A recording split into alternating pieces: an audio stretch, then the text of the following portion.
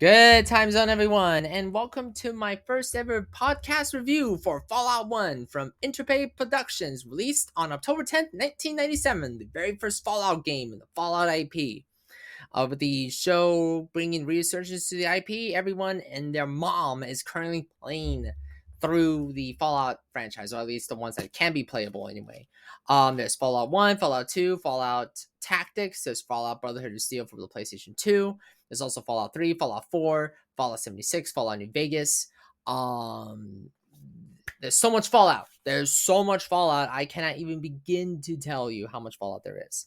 But today we're reviewing the first one, the tough as nails Fallout game. All right, so where to begin with this one? Where to begin?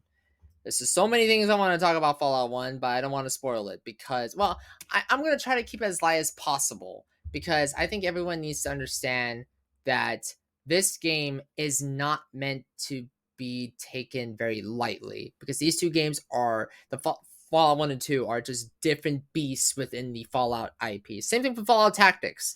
There's just different beasts from the more modern Fallout games, and for good reason. It's not just the technical issues, but it's the gameplay mechanics, it's the gameplay systems. Perks and stats that you think are useless are actually useful in this game. They can break your game in a very hilarious and positive way. This title is isometric. It's top down. It's point and click. It's a turn-based RPG when it comes to the combat systems. But the turn-based is a little bit weird. It's more of, you don't take control of your party members. It's more of, you just see the party, you just see the battle, like the enemies walk around and all that. Same thing with your party members, if you choose to have party members. And I recommend party members because if you level up poorly, holy crap, will endgame be extremely difficult for you, even on easy mode. My God. I recommend the Nearly Ultimate Fallout Guide by Per Joyner. If you want to go in blind, that's fine, but I really recommend getting a notepad for that because this game does not hold your hand. This game does not tell you where you need to go. It only gives you Vault 15 at the beginning of the game, and the rest is you have to investigate, you have to ask around, and pray to God you are able to connect the dots and figure out where you need to go. I recommend reading the Fallout manual that comes with the game. And finally, I recommend going through, if you're going to go through the presets, and actually the Nearly Ultimate Fallout Guide goes against that, because the Near Ultimate Fallout Guide it's kind of weird. Basically, the Fallout Guide frames it that these presets are good, but you'll be soft locked into these specific builds because you can't just become, you know that Skyrim meme where you're like, oh, I want to be a warrior, you end up as a stealth archer. Well, here in Fallout 1, you cannot fuck around and find out. You cannot be the jack of all trades. You have to be, you have to find a specific build where it is on the internet and go with that specific build. Nearly Ultimate Fallout Guide recommends some of the best builds, and these builds have worked in the past for a lot of people, and I highly recommend it. Trust me, this guide will save your life if you are trying to figure out how to level up properly, what perks to pick. Just trust me when I say this. Do not go in. Do not have this cocky arrogance of like, oh, I played these games before. It's like, have you really played Fallout 1? Because let me tell you, the first half of this game is very brutal, especially if you don't know how to really play the game to its fullest potential, which we are going to talk about right now. In the first half of Fallout 1's story plot, you have to find a water chip. Yes, the timer, the shiver down everyone's back when you hear about that. It gives some PTSD, some Vietnam PTSD. And it's true, because as soon as this quest begins, and I recommend saving it once you exit the vault and talk to your overseer or whatnot, because again, this game does not fuck around and find out. If you just play like a typical Fallout game, from like if you go into this with a modern Fallout perspective, you're gonna get a lot of game overs from the first half alone, and that's because you fucked around and find out. There's no quest markers. The save system, you have to save constantly and consistently with the right file name. Let me specify that with the right file name, because you might end up going back to a save that's ways back, which is great for you, but now you have to retrace all your steps again. But you don't want to save right before like a game over or whatnot. You want to save at certain intervals, like, okay, like for example, if you know there's a combat system here, or a combat situation here, and then you go a few clicks up and then boom, another combat situation. Always save before every combat situation and after every combat situation. The game highly encourages you to save and save often, because it's not the crashes you have to just worried about if you do get random crashes, but also the fact that if you level up wrong, if you play to your build poorly, you are getting a lot of game overs. I've gotten so many game overs from my playthrough, and that's because I might have leveled up wrong, or I fucked around and find out, and yeah, this is the brutality of the first two games. You do have companions in this game, but they do not have armor. They have their specific character models, so you can't just give them the only power armor in the game. No, you are the only person that can equip this that any sort of armor, uh any sort of gun that you have. Well, I would say any sort of gun, because again, you have to go by a very specific build. Like for example, Ian only works with small guns and knives. Give him small guns. Tycho only works with rifles and I believe melee weapons as well. Give him that. Don't give him a shotgun, because a shotgun is useless. Any weapons you find that are excessive, sell them. I know there's also the repair as well, but ultimately, the repairing system and repair your weapons and whatnot. But ultimately, if you level up correctly, you don't really need to use your repair all that much.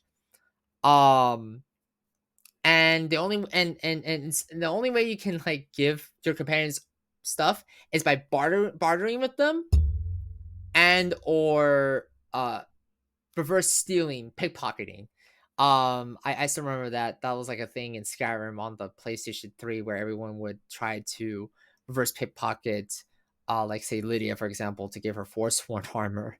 You know, that was something I didn't know that could happen. But anyways, and when anyone asks, "Oh, but I gave Tycho a sniper rifle, and I don't see the sniper rifle," the game will let you know if he has a sniper rifle or not. He doesn't tell the companions don't tell you like, "Oh yeah, I have this gun." It's like, no, the game doesn't tell you. The game doesn't tell you if it's equipped or not. You just have to assume this motherfucker has the sniper rifle, based upon the combat log, and the combat log, I believe there's no way to access it either.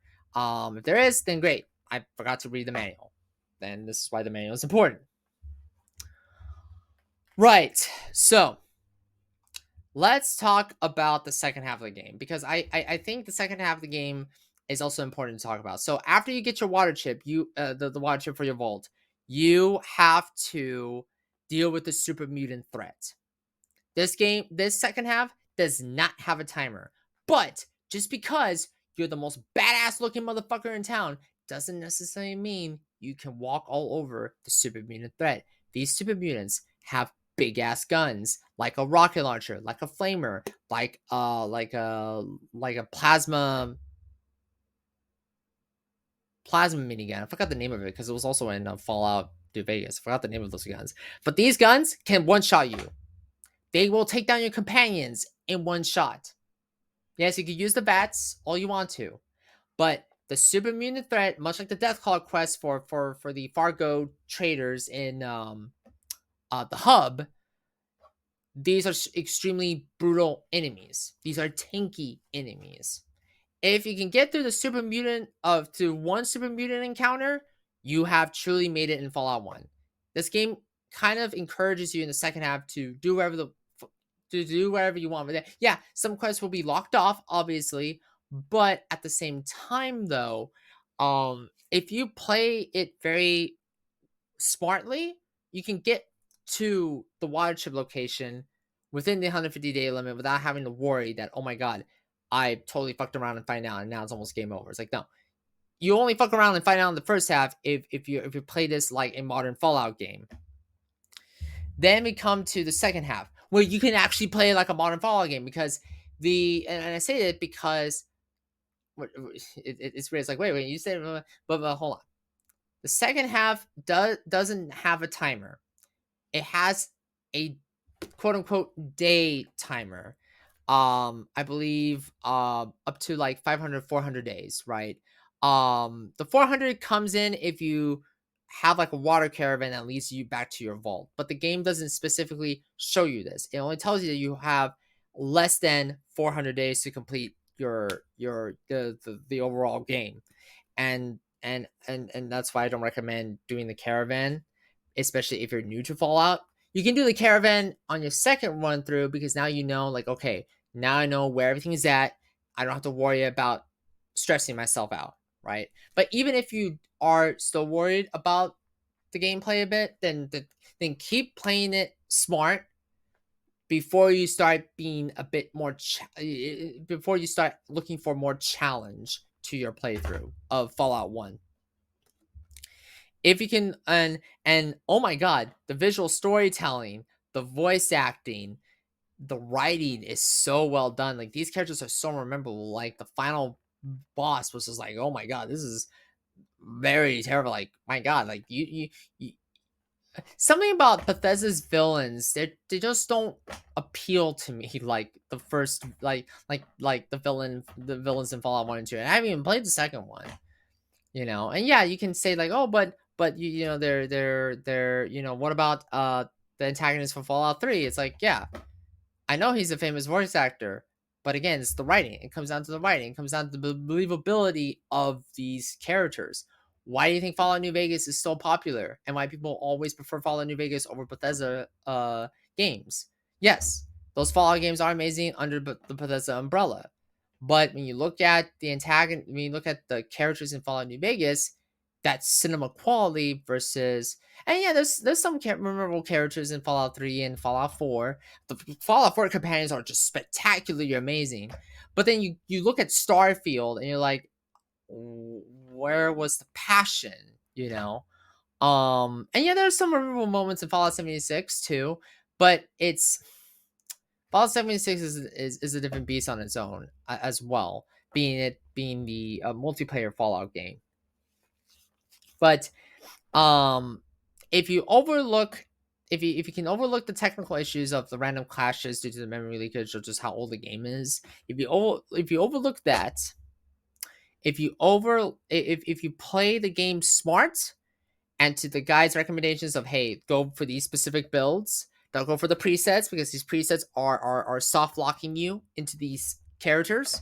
If you do all this, if you do all of this, if you play it smartly, if you don't look at the presets, you go for your custom build, and just you know, you will have fun with Fallout 1. It will take time, trial and error, and a lot of saves, and a lot of long nights, and a lot of long days, and afternoons, and evenings, and all that shit. But it is definitely worth the ride. It is definitely worth the ride, and I recommend it. And like the outcomes too, you really feel like you did something too. Which is why people prefer New Vegas over Fallout 3, 4, and even 76, even though 76 is a multiplayer game. But with that said, that is the end of this review. So how would I score it? How would I rate it? Well, if you overlook the technical issues and you play the game smart and you just have patience with this game, I would say it's a 7, 8 out of 10. I can't give it a 10 out of 10 because of just how like outdated the gameplay is.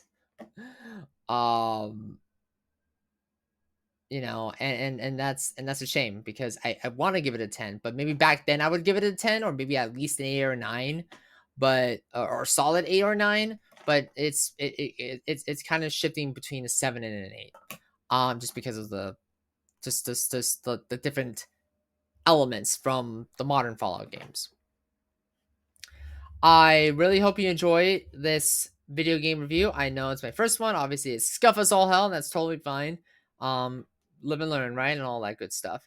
I will be back probably tomorrow for, or I should say I'll probably be back. Um, I don't know why I'm talking like I don't know why I said that when I'm not even streaming. Um, Tomorrow will be the mid-season review for the Fallout TV show. As I go through, I'm gonna binge watch episodes 1 through 4, and then talk about episodes 1 through 4, and give my mid-season review score of the show, and then yeah, I will see you all on the next episode. If you enjoyed the podcast, leave a like, comment, and subscribe on the YouTube channel. And if you're listening on Spotify, give the podcast a follow. Give the podcast a follow, and I'll see you all next time. War never changes. Unless you're trying to make a beeline for the exit. Bye bye.